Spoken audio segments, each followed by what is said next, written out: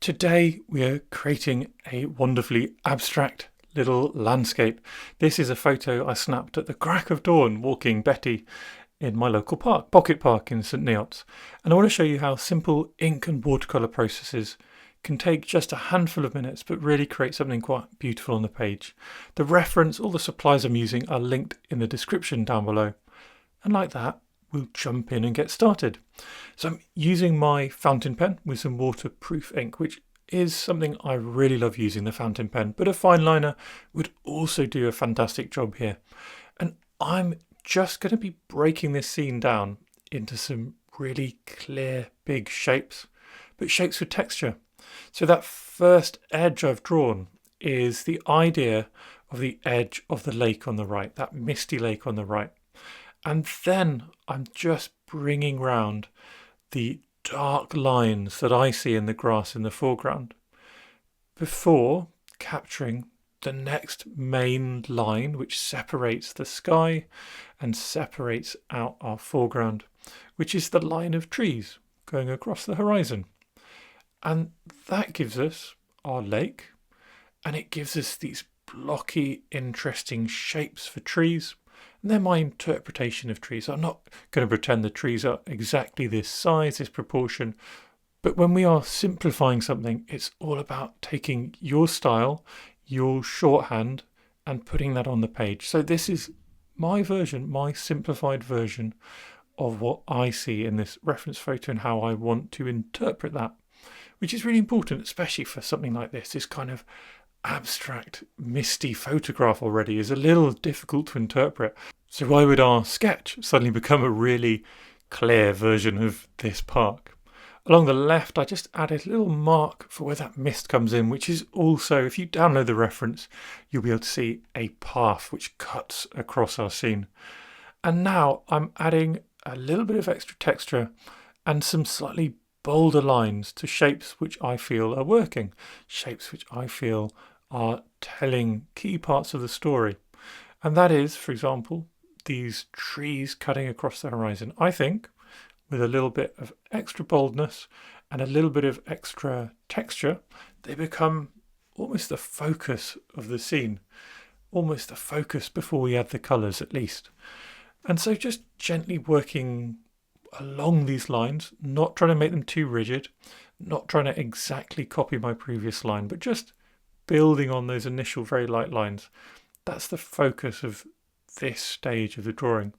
And remember, at this point, this is all in real time, just been drawing for about 3 minutes. So we don't need to rush. We don't need this to suddenly feel finished. This is a step-by-step process where we build up little by little.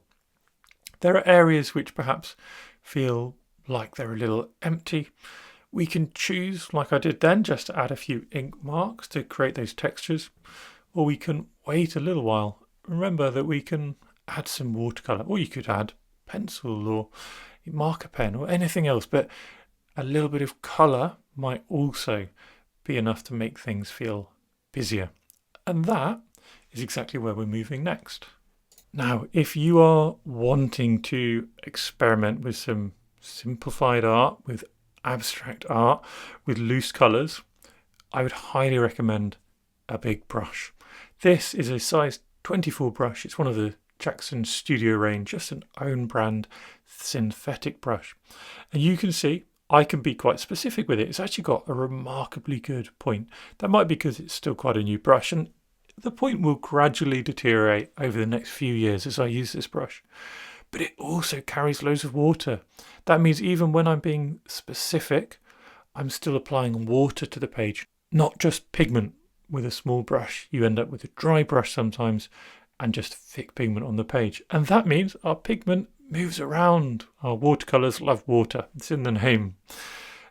So we end up being able to get this interesting movement happening between the greens, the blues. I've used so far a little bit of ultramarine, a little bit of lavender, a little bit of jadeite genuine, which is a bit like green apatite genuine, a fairly granular green by Daniel Smith. And then I'm just taking my time again. There's no need to rush. There's no need to fill the whole page.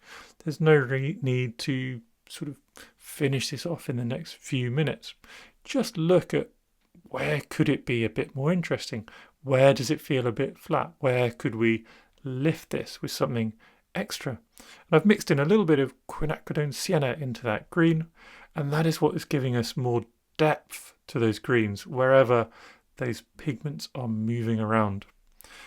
And all I'm going to do for the next few minutes is carefully observe my page, allow my mind to wander, and just try a few things out. Where there are edges, I find it a useful thing to enhance the contrast by applying something a bit darker. Where there are key shapes, like we talked about these trees being key shapes, I like to enhance them either by leaving them completely blank, white space surrounded by colour, like that middle tree in the distance, which is still white, or the other trees are not surrounded by colour. So to make them stand out, I made a conscious decision that I was going to add colour to them. So now they are a deep, moody green standing out against a white page. These simple little decisions, again, is our interpretation of the scene, our version of our style, as is adding silly little flicks and textures like just there to make our page a bit more interesting. As we progress with the painting, the page is still wet because I'm going to paint this all in one simple layer, but I'm applying more and more pigment. So my brush is a little less wet, still wet, so it's still adding water to the page as well as pigment, but I'm picking up purposefully a lot more density of pigment, a lot more concentrated pigment onto my brush. And that enables this dynamism to develop from a light colour through to darker and darker and darker colours. And that gives us more contrast, and it gives us more texture as well, because our watercolours will move and create their textures. In the back, I just decided, you can see in the reference, you've got a sort of slightly off grey shadow reflection in the misty lake. And then you've also got some mist in the distance on the left. I decided to mix a bit of a neutral using some lavender to get that feeling onto my page. The next thing I want to do, some splashes. Another sort of ultimate nod towards randomness. It's very difficult to control exactly where these splashes are going to go, how big they're going to be. Yes, we can dab on the page to get some splash-like marks, but splashes where we've touched the page are never quite as authentic as splashes where we haven't.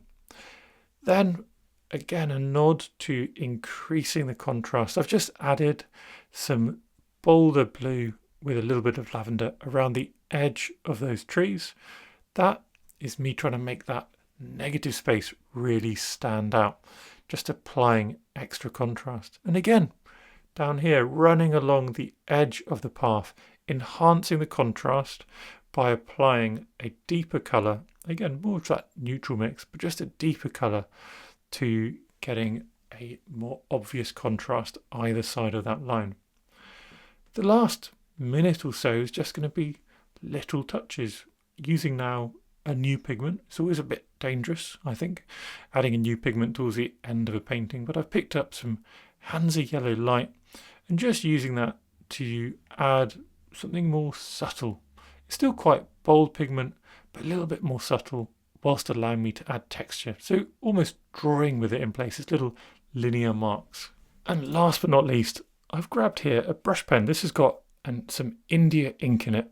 So India ink will be water soluble when it's wet and mostly waterproof when dry. And I'm using this brush pen to very gently do some more drawing, but it's a kind of drawing which almost feels like painting at times as well, because that ink will soften out into some of those colours and again enhance the contrast. And again, you can hopefully see each step along this way. We started with a simple ink drawing and we just added darker and darker marks, more complexity, more texture, before just taking a step back, enjoying what's on the page. Sure, I could keep going if I wanted, but the beautiful simplicity of this makes it feel and look effortless to me.